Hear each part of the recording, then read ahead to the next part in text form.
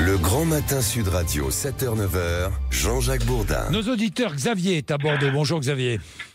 Bonjour Jean-Jacques. Alors, provocation de Jean-Luc Mélenchon qui appelle à brandir des drapeaux palestiniens et libanais dans toutes les universités. Il y a des universités, il pourrait y avoir des manifestations ici ou là. Ça, vous trouvez que c'est une provocation, mais vous dites il ne faut pas s'interdire de débattre sur le sujet Israël-Palestine dans les universités.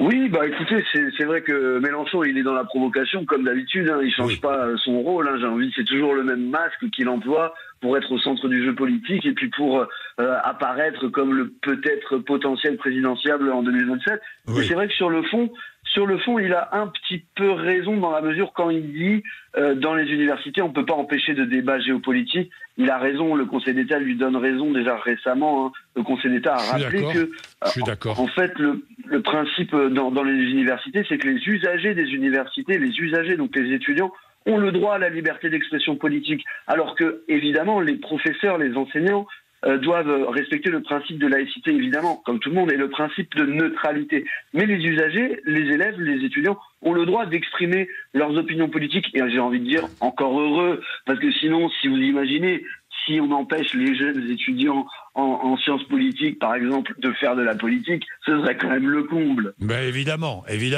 Non, mais Xavier, vous avez entièrement raison. On doit pouvoir parler du Proche-Orient à l'université. On n'est pas obligé non plus de brandir des drapeaux palestiniens ou israéliens en plein cours. Hein Alors ça, par contre, là où vous avez raison, le Conseil d'État le rappelle d'ailleurs. Hein, vous avez tout à fait raison, Jean-Jacques. C'est-à-dire que vous pouvez exprimer votre opinion politique à l'université, mais sans que ça empêche le bon déroulement et le bon fonctionnement du service public. Mais donc évidemment. Samuel, vous êtes à Paris. On va demander à Samuel. Samuel, bonjour. Bonjour Jean-Jacques. Vous êtes d'accord, Samuel, avec ce que dit Xavier ou pas ? Non, pas tout à fait. Alors allez-y. Je pense que dans les universités, il y a vraiment une tension un peu exacerbée, et donc c'est sûr que la liberté d'expression est très importante, mais il y a certains sujets, et j'ai été à l'université pendant ces tensions, qui vraiment est à sens unique. C'est-à-dire que je sais que moi, j'étais une partie à l'université pendant ces tensions, je devais baisser la tête pendant que ça discutait, parce qu'il n'y a pas de discussion possible. C'est une troupe, une meute face à 2-3 étudiants, parce que on n'est pas beaucoup d'étudiants juifs dans les universités, parce que relativement on n'est pas beaucoup de juifs en France. Donc pour moi c'est tout simplement impossible d'avoir une discussion apaisée, parce qu'il n'y a jamais eu de discussion apaisée concernant ce sujet, Jean-Jacques.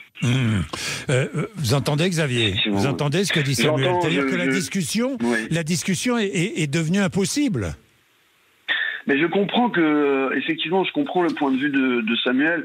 Je comprends son désarroi, sa détresse, parce que effectivement, dans tout débat, dans toute situation quelle qu'elle soit, quand vous êtes 2 contre 20, forcément, le rapport de force fait que vous êtes dans une situation minoritaire et c'est difficile de s'entendre. Et a fortiori, quand le sujet touche à le conflit au Proche-Orient, où on voit qu'il y a des dizaines de milliers de morts en jeu, des gens qui ont été heurtés, qui ont de l'empathie pour tous ces enfants, toutes ces femmes, de part et d'autre, qui ont été violés, tués, agressés.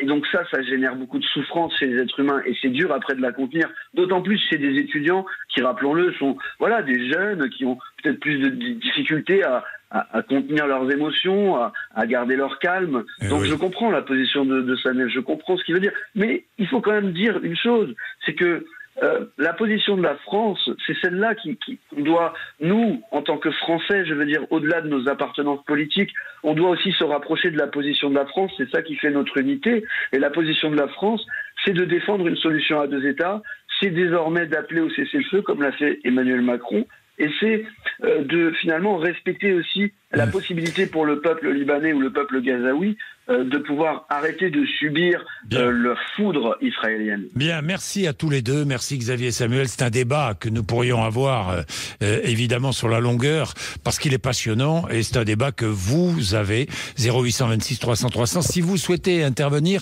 je vous prendrai entre 8h et 8h30, exceptionnellement en plus, parce que je trouve ça passionnant, évidemment. 8h, vous êtes sur Sud Radio.